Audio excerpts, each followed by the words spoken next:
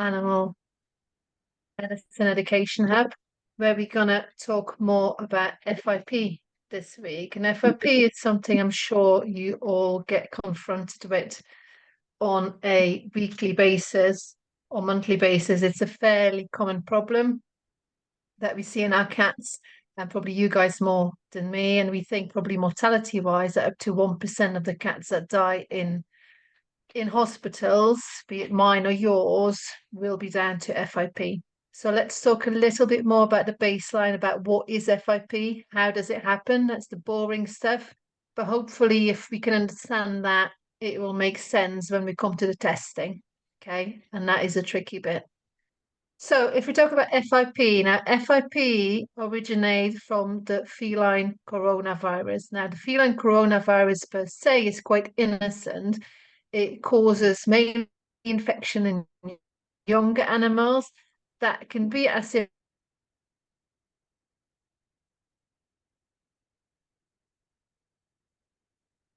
the problem might happen when it mutates into the FIP virus.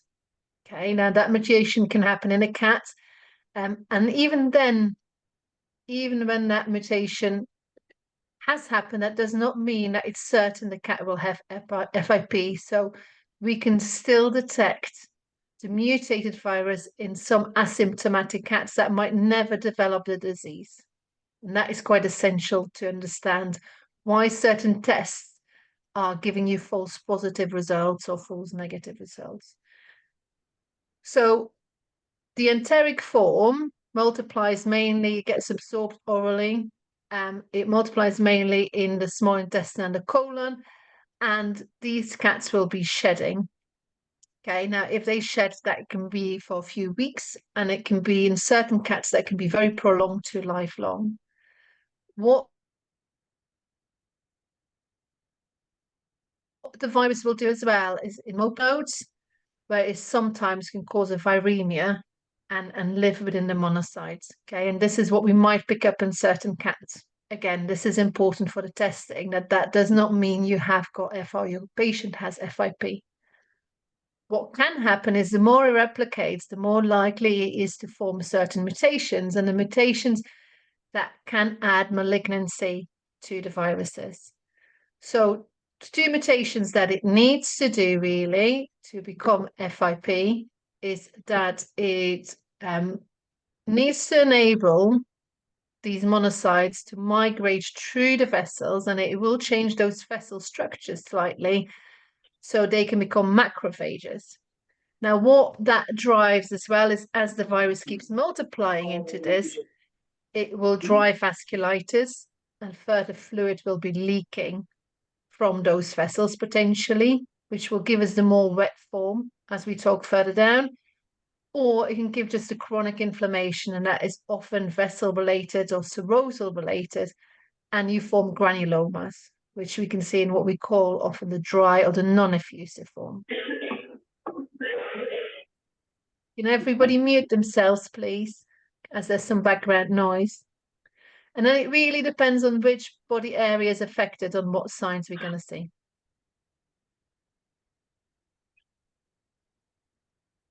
So when we want to investigate or try and diagnose these patients with FIP, there's certain things we need to consider, because the final tests, some of them are very hard to achieve in a living patient, knowing that these patients are quite poorly. So when we start looking at these patients, we start from the ground up. So we look at a history and have they got any risk factors that will predispose them to getting FIP, okay? We'll go through our clinical exam and what findings we might find that could be suggestive. And then we're going to start further examining and trying to find supportive evidence for FIP before we consider the final testing. So if we look at risk factors, a lot of these come down to certain things. So multi-cat households, and that could be within a household or within a shelter, a rescue, but a multi-cat environment, and the risk increases significantly if there's more than 5 cats in one space. Okay. We know that if they are at a younger age when they get exposed, they are more prone to get FIP later on. And we know that intact male cats might be predisposed, and certain breeds seem to be predisposed, while other breeds might be underrepresented, and that very much is regional. So it's hard to give you a strict guideline on those. But definitely pedigree cats tend to be more commonly affected than the domestic cats. Okay. And then we come to these cats will often have had a stressful event in their recent history and could be immunosuppressed because of medication, concurrent infections, FIV, FELV, or concurrent diseases there, really. Okay.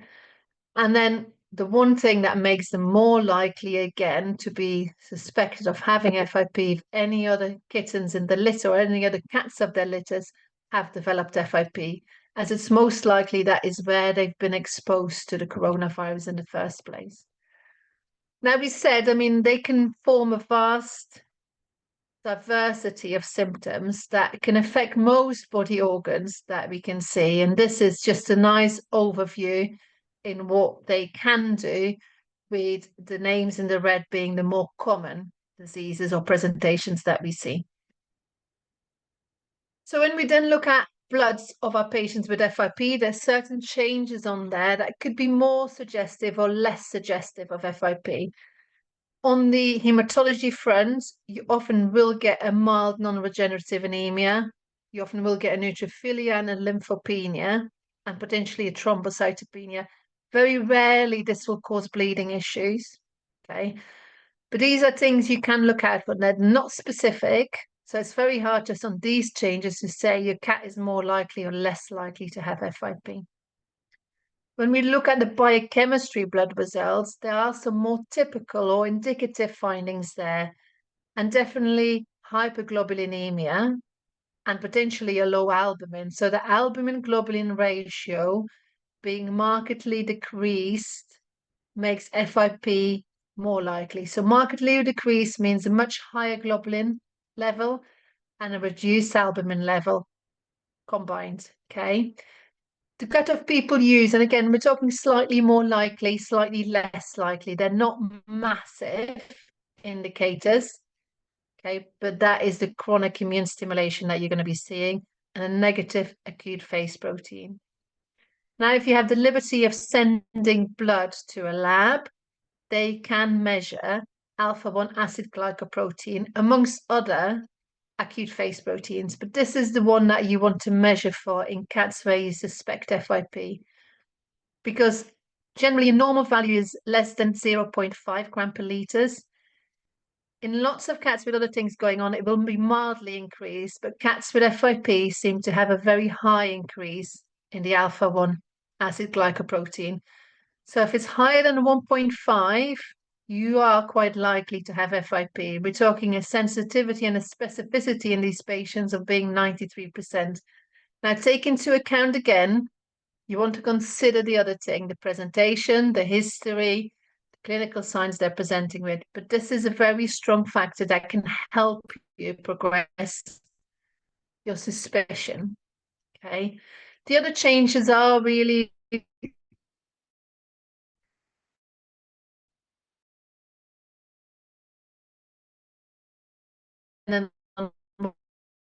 organs are involved, and often these cats can be quite bright, but they might have a big abdomen, they might have breathing issues, they could be anorexic in cases, but they might also be more lethargic. They often will present with a few days or a bit more history of waxing and waning pyrexia. It's not massive pyrexia, 39 and a half degrees Celsius, but they're non-responsive to antibiotics, very rarely responsive to or non-steroidal anti-inflammatories. And you will find effusions. Now, effusions can be very big, and some of these cats will present with a very large abdomen or being very dyspneic. Some of these effusions might be quite small. And I would encourage you, if you have a suspicion of the cat having FIP, that you have a good look for finding some effusion, because we know that your testing is a lot easier on any fluid you can find that is related to it than it is on the dry form, and we can't find any. That might include doing an A fast, a T fast, having a quick look at retroperitoneally or pericarditis.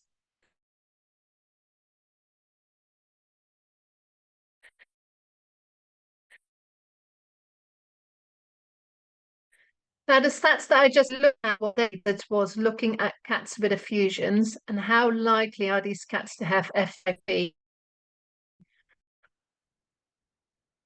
And again, age wise, we said cats and years in, okay? Heart failure, we're talking lymphomas. So there's other reasons there that are diluting that FIP population out. So if you find an effusion, go and try and sample it. Now, often it will be clear to yellow straw color typically, and it'll be quite sticky, so viscous. Okay. If you're going to go and analyze this in your in-house lab, which is quite easily done, you'll find that this should have a high protein level and a low nucleated cell count. So there are differences there between differentiating of other fluids, obviously. And again, the globulin ratio on the fluid, so the globulin level is, the lower the ratio is, and therefore more suggestive of FIP. In the ideal world, the bacterial culture will be negative and you won't see any bacteria on a smear analysis. And you will have some low to moderate pyogranulomas, so neutrophils, non-degenerative neutrophils and macrophages in your fluid. Now, the bit where the fluid analysis is important as well is to rule out other reasons of effusions, ductal lymphoma, septic peritonitis, or neoplastic effusions. More common in slightly older cats, definitely possible in the younger population. Sorry, there's somebody still not lecture type ना थोड़ा mute. Phone कर लिया कर लिया जा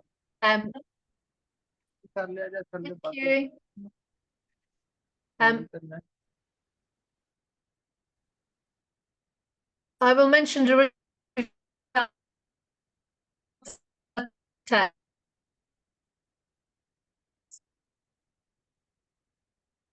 because the reval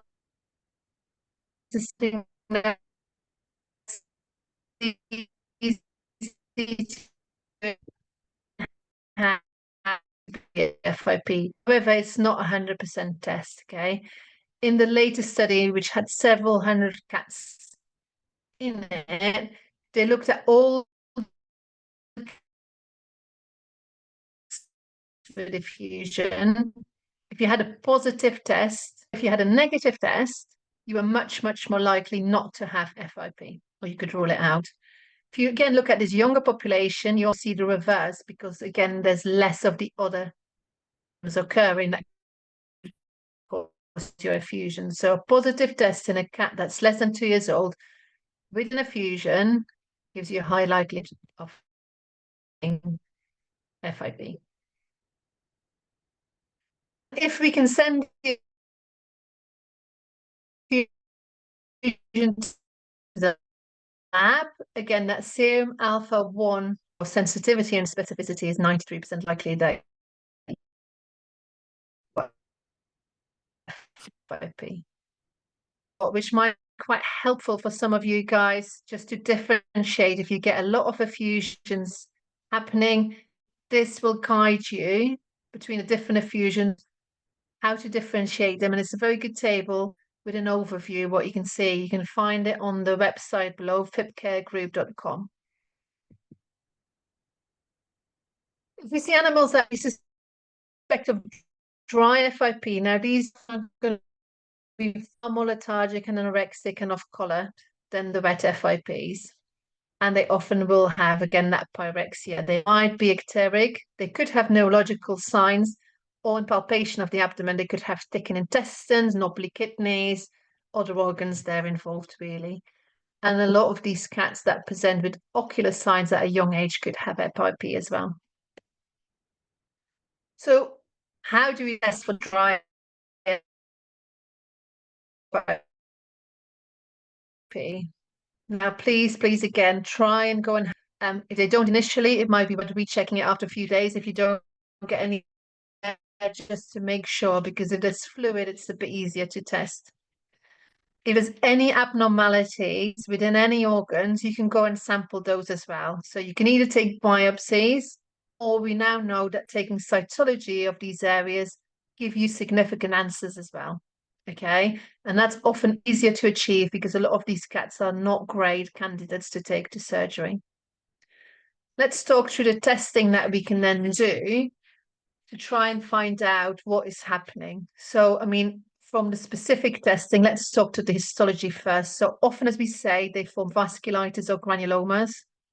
They cause inflammation that is sterile, can be on the serosal surfaces, or around the vessels, really. But there's other diseases that do this as well. So that on its own does not define that you have got FIP. There's other infectious diseases that definitely can cause those biogranulomas inflammation. And then there's some rarer sterile non-infectious disease. So what can we then do with the samples that we got? We can go and test if there's viral antigen in those lesions that fit histopathologically with FIP. We can then go and ask the lab to check macrophages and antigen. So if you find the coronavirus antigen in the macrophages in those lesions, that is highly, highly suggestive of it if you have a positive test. However, if you don't find it, it can't completely exclude it. Okay. Ideally, this is done on tissue biopsies, but you can do it on cytology samples as well. Okay. Cytology samples might have a lower sensitivity, and that depends really on fluid. We know that the larger the sample you take, the better results you have because you'll have more cells present that you can test. If you sample organs, do it ultrasound guided and go for the lesions you can see rather than just randomly sampling a kidney or randomly sampling a liver. Okay. And you can get some false positives as well. Time to remember that. If you can check for viral RNA,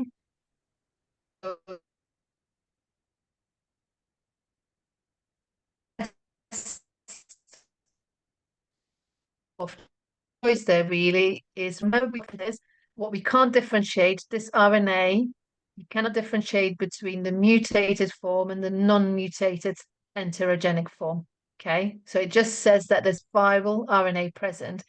However, what you can ask the lab to do, and most labs will do this, will then quantify how much viral load there is. And we know that cats that have just the enteric form and are either carriers but are not sick, that they have quite a low viral load, while cats with FIP will have a very high viral load there, really. So a high viral load is very suggestive of FIP.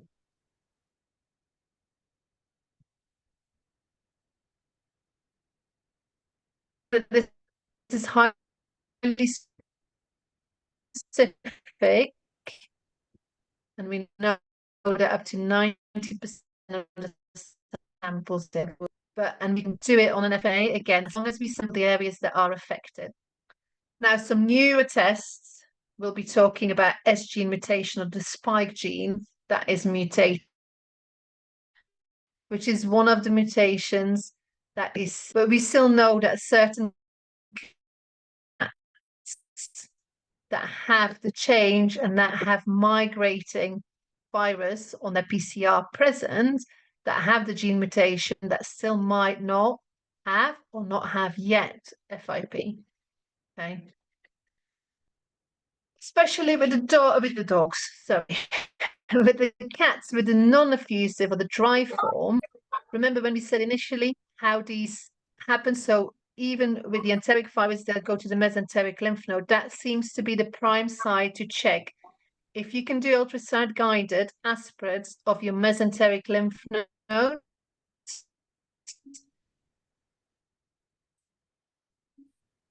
and check those for first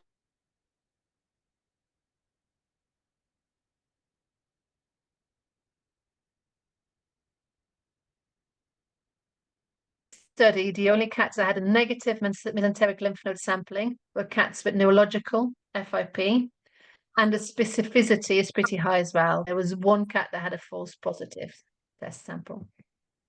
Now, you can test for anti-coronavirus antibodies, but as we said, just because you've been exposed to it does not mean you have the disease. So you can get false positives if you just have the enteric form detected.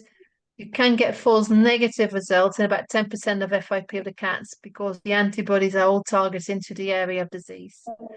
So for the moment on its own, that's not really giving any additional value. Okay. I wanted to put this in here. At the end, I've got you a slide with all the websites that do help feed, and there are lots of helpful diagrams present there, really. So it's definitely worth to have a look at these. No, he's still not muted. Okay, no. But they have some very helpful flow charts that can help you either with FIP, can help you with the wet FIP. And there are two more flow charts there about ocular signs and the neurological.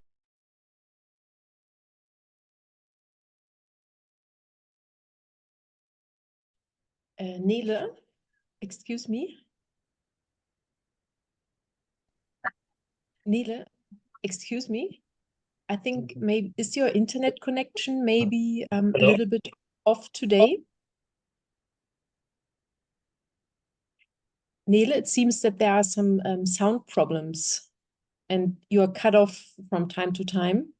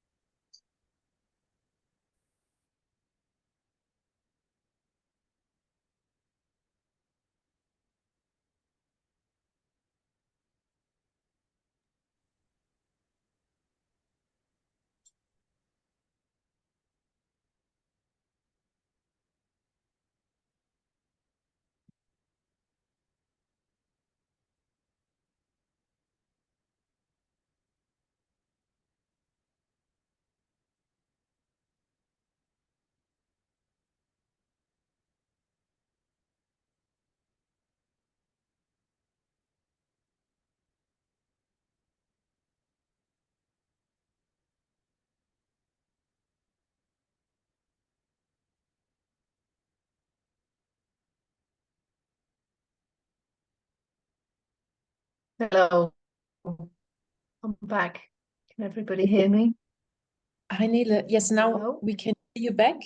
It seems Okay, that, I don't know sorry. if it was the internet connection, but you were like cut off all the time back. almost. Was I? Let me see if I can move to somewhere. Turn my camera off before I make you all dizzy. How do I do that? Let me see if that goes better. And we were getting towards, okay. The last time we heard when you were on slide 23 and started with that table there. The treatment. The graphic slide 23 that There we go. Okay. So, I mean, I'll restart this bit then. What I want to say is on the ABCD FIP website that everybody can find online, there's some helpful flow charts. Sorry, dogs, out.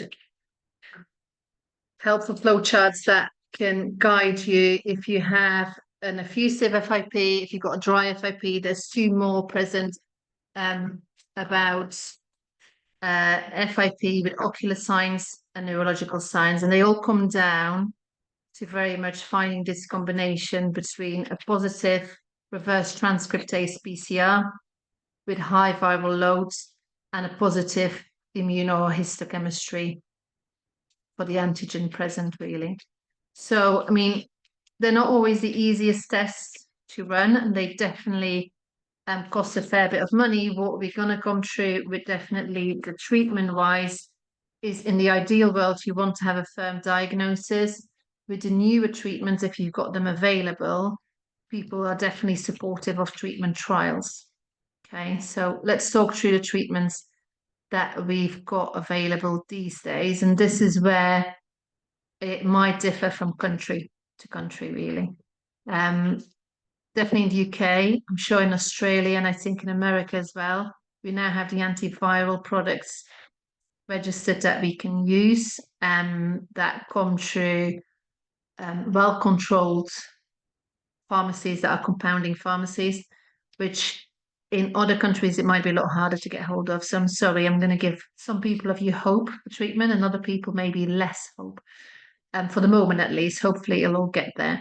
So till recently, till we had the antiviral treatments available, the prognosis wasn't great. Median survival time, I mean, some studies we're talking 50 days. A lot of the studies will look at a lot lower than that when these cats become symptomatic, till we have to euthanize them on humane grounds or just because they get so poorly and they die. So treatment that was often used at those points was prednisolone and immunosuppressive doses or interferon omega, and that still has some future and some legs in it. But definitely the future has changed since we got the antiviral products available. As we now know, we can cure these cats and they respond very well. It does come at a cost. These drugs are not cheap. Okay. So when we use the drugs, and then over the last few years, we've got a lot more knowledge on these cases as cases have developed and we have the higher numbers and longer time since the original treatment to know that a lot of these cats won't relapse, which we weren't sure of initially. So we now know as well that yes, with the unwell cats that we can't medicate or that can't tolerate oral meds, or they're markedly dehydrated, we're going to start them off with the intravenous remdesivir, which is once a day. We'll talk through how quickly we want to see improvements here. And again, that's important definitely if we do a treatment trial where we're not entirely sure it is FIP, but we're pretty certain we ruled everything else out. In all of the other patients, we know that oral treatment works as well as the injectable treatment, and it's a bit cheaper, not cheap, but cheaper. So, and certain protocols have looked at it once a day or twice a day. Obviously, once a day is half the struggle, not necessarily half the price, because if we use them twice a day, we use the same dose split into two doses. The guidelines have always been to give it on an empty stomach or with a small bit of food, but we're not entirely sure if that's necessarily, but that's what everybody's done in the study. So that's what's been recommended. And we do know as well that we need to up the dose as these, if they are kittens and they gain weight, we need to adjust it to their body weight as they grow up. So, but we know that there's a response rate of 85% in a disease where previously we didn't have a lot to help these cats with. That is amazing. We know that the response rate is better in the fast responding. We know that relapses are uncommon.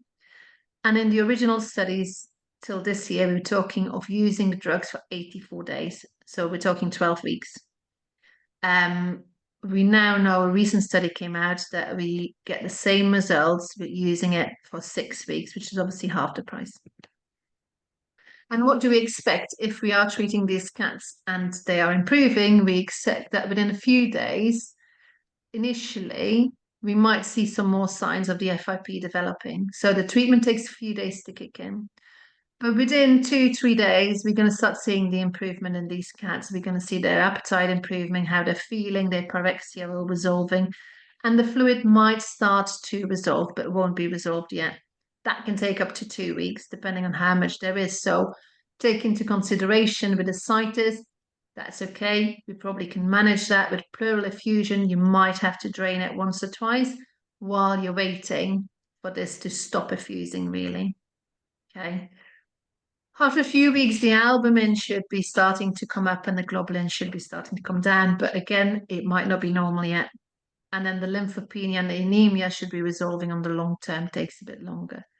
Now, enlarged lymph nodes will typically reduce in size, but they might not completely normalize. And even some of the cats where they didn't completely normalize, with stopping treatment and long-term follow-up, they have not relapsed. So that is not a marker of ongoing disease. And obviously, these are unwell cats. Besides the antiviral treatment, we need to think of what else do we need to do to support these cats. And depending how far along they are in that disease, how long have they not eaten, do we need to think about feeding tubes? Do we need to think about mirtazapine? How poorly are they? Do they need pain relief? We talked about a pleural effusion, and we don't often use corticosteroids in these cats anymore unless there's severe neurosigns. Could be topically if there's uveitis, or unless they develop secondary IMHA. Otherwise, we now know that suppressing that immune system is not of any benefit to them. And I just wanted to put this one in there. So there's definitely some research ongoing to mefloquine, which is an anti-malaria drug. Now, this all came up with the coronavirus crisis in humans, where Donald Trump said that he was going to take this if he's going to live forever. We do know that there is some effect in these drugs, and people are looking into how effective and the studies are running. But it's definitely a cheaper option if money is an issue there, really, that you could potentially try. Carlos, could you please mute yourself? Signed up for Care Club, so we're gonna do full blood work.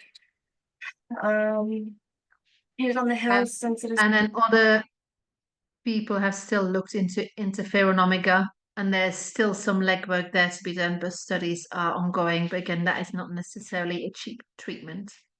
Okay.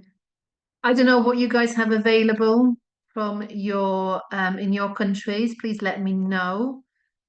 Because that is probably the big question mark. There's definitely products on the black market available, but we do know that they vary in how much drug is within them, and it's a little bit harder to guide.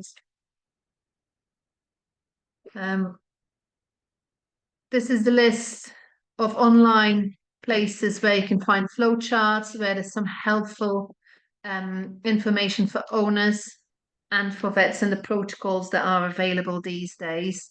If any of you are interested, I mean, drop me a line and I can forward them to you. If you sign up to the newsletter, then I will include them in there as well.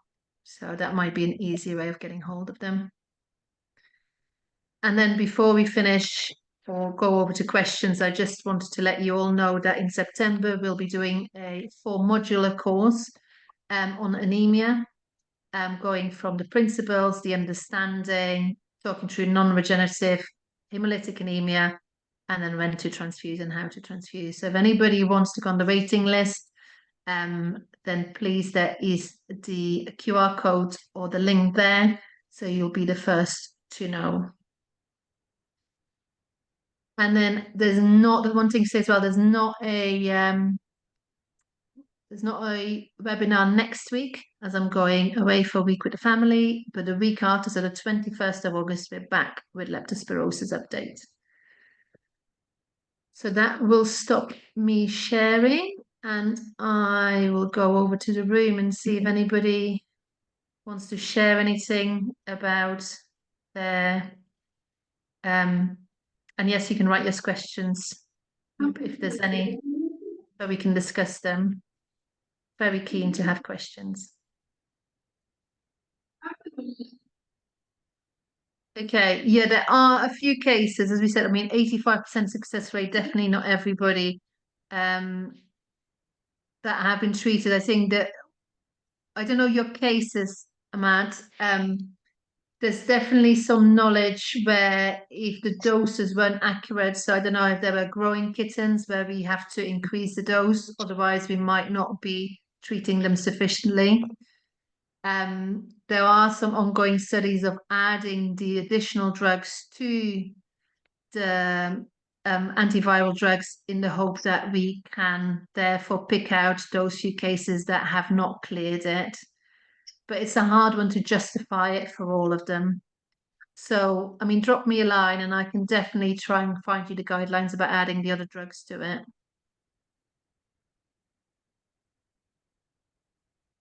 Okay, so you things, have I ever switched from remdesivir sub-Q to the tablets? Absolutely. Absolutely. I think we don't use the remdesivir for everybody, only for the ones that we can't tablet initially. And the ones that are just initially because they're too poorly, as soon as we can tablet them, we will swap them to the tablets. So you can go from one day remdesivir to the next day the tablets. Okay. In cases of IMHA secondary to FIP, according with your caseload, how long will we have to give steroids until we see responses to the blood work? Yes, I think I would definitely, as with any other secondary form of IMHA, you're going to have to try and treat the underlying cause and treat your IMHA. I think if you get the underlying cause under control, you can taper your IMHA immunosuppression quicker. But I would definitely keep you on immunosuppressive doses for the first 3 to 4 weeks before you consider tapering it. If the cat is then fine and there's no other signs, what you can do as well is in treatment, remeasure your alpha-1 acid glycoprotein. And that is the same for the first person who asked the question, Ahmad. You can measure the alpha-1 glycoprotein because we know that if that normalizes, that is a good checkup to make sure that we have the disease under control, and that might help you then with tailoring or when to tailor your IMHA drugs as well. Is the 42-day course of treatment also applicable with the subcut? I mean, the study was on the oral treatment, and I would suspect it is the same because the one is a prodrug of the other one. So although the study didn't report on the injectable treatment, I'm sure it will be exactly the same. But again, I would encourage you to get most of these patients, unless you absolutely can't tablet them, onto oral treatment because I think the subcut injection is quite painful as well, isn't it? Not legally available here in Iran. So since the tablet form is expensive, not legally available here in Iran, and mostly imported, unlicensed, we suggest to have remdesivir for most of the treatment. And I think as a vet, to back your treatment up, I think that is, if you can get the remdesivir, I can completely understand. Ahmad asks, you said we can drain the effusion, but wouldn't it put the cat in sudden hypovolemic shock? Okay. Ahmad, that's a good question. I think as with any effusions, we need to think on what effect does it have on the volume. So I think you have to replace some of the circulating volume. So although the fluid that you're going to drain doesn't take part in the circulating volume, when you definitely take some of that pressure of the portal vein, the vena cava vein or the pericardial effusion, then yes, you suddenly those vessels will distend slightly and you potentially would get hypovolemic issues there. So supplementing them with IV fluids, absolutely right. I think with pleural effusion, there is less the issue. I think the benefit you're going to achieve with draining pleural effusion would be far more than the risks you're going to have. It doesn't cause that much of a compression there really, because often it's more ventrally and it's to a lesser volume, even when these cats have breathing problems. I don't often drain ascites. So the markers when we use to drain ascites, if there's that much ascites that it's tense and painful, or that it's that big that it's pressing onto the lungs through the enlarged abdomen. Otherwise, I would not drain the ascites. And if I would be tempted to drain any for those reasons just mentioned, then I would only drain part of it and I would supplement my patient with fluids. Okay. So you didn't mention the probable increase in globulin, decrease in AG ratio after 2 to 3 weeks. The globulin in the infusion is going to be absorbed. Yes, and so is some of the albumin. So some is that it's going to be reabsorbed, but you will eventually get rid of that. So that will get metabolized, but it will take a few weeks. So that's why it's not dropping very quickly. and it take a few weeks there because of the reabsorption. You're absolutely right. Hafsa asked, what are your thoughts on remdesivir? In my country, the access to it's much easier. Same thing as I just mentioned, Hafsa. I think if you only have remdesivir, go for it. Relapses should be uncommon, as with the other drug. It's a pro-drug of the oral drug, so I think there's no reason that you would get more relapses with it than you would do with the oral drug. But you will do in some patients. And as we mentioned, try and measure the alpha-1 glycoprotein even a week, 2 weeks in. And if that has dropped, that is a good sign that most likely you won't get a relapse. And the cats that have relapses, I mean, you could try and increase the dose of treatment, make sure it is the appropriate dose that you're giving and that people are giving it in the correct way. And then I have seen 4 different cases at different times where kits tests were positive for FIP, while serum chemistry showed hyperbinemia instead of hypo, keeping in mind limited diagnosis. You're very right. I think the kit tests, I mean, again, they are not differentiated between coronavirus, the enteric form and the mutated form. So we wouldn't generally recommend them. I think they will give you false positives. So I would generally, definitely if you have the remdesivir available, I mean, if you can go with the reverse transcriptase, PCRs, or the cytology sampling and then the antigen showing, I think that's probably your best markers there. And a lot of these things will come, if you can't do the confirmatory test, can you rule out other things? Now, if your cat has a high albumin, unless it is purely because of dehydration, even then it shouldn't be high, it might be normal, then it's highly unlikely to have FIP. After how many days should we check the protein level? Good question, and I think it depends a little bit what you mean the alpha-1 as a glycoprotein, so the acute phase marker. People say even after 7 to 10 days, it should be back into normal range if you're going to have a good prognosis in most of the cats. Okay. Can we use audio to ask questions from the next session? No, you can use audio. I'm more than happy for you to interrupt me and ask a question. I think the background unmuting is very distracting, but if you have a questions, I'm more than happy for us to have a very interactive session. It makes my session far easier if I talk to people rather than to a screen. So please, please, please, I mean, in a constructive way, interrupt me if you want to. What is my opinion on molnupiravir? I have no idea what molnupiravir is, but I assume it is an other antiviral treatment.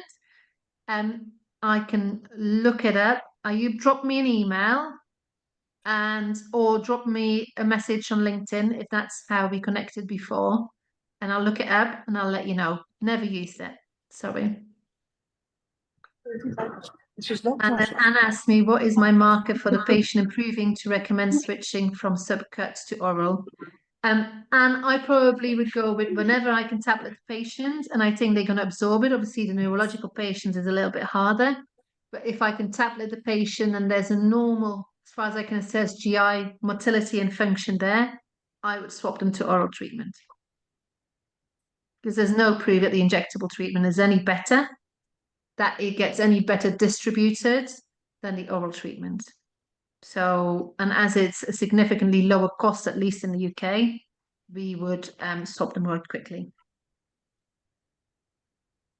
Okay, yeah, please do. Ayub, very interested to hear what you got to say about that. But yeah, I've never used it, but I can see for you, if you want to, if there's anything that we can find. I think either everybody has cramp in their fingers from all the typing, or the questions weren't answered. So thank you all for joining us. Really enjoy. I really like it being interactive. So again, if you want to interrupt me during the lecture, please feel free. You can do. It might make it more sense while we're talking about something to just expand on it there and then. Okay. What I'll do I'll look the mole nipper of it, if I can remember that even, up. And I'll put something on LinkedIn for you all to see then. That might be easier than replying one-on-one to you guys. Okay. Have a good day, everybody. Hope you all enjoyed it. Again, if you have any subjects for the future, let us know. Not here next week. I'll go off and have a nice holiday. Hopefully enjoy some of the nice weather. And then see you all hopefully in a few weeks' time. Thank you all. Thank you very much for the Thank you. presentation. You're Thank you, Nina. welcome. Bye. Thank you Thanks. all. Bye-bye.